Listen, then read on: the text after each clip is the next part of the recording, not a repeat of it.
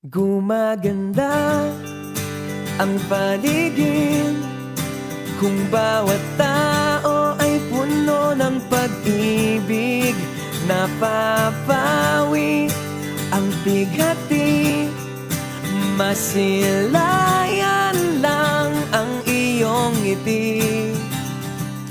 Okay gandang isipin ang isang mundong puno ng pag-ibig.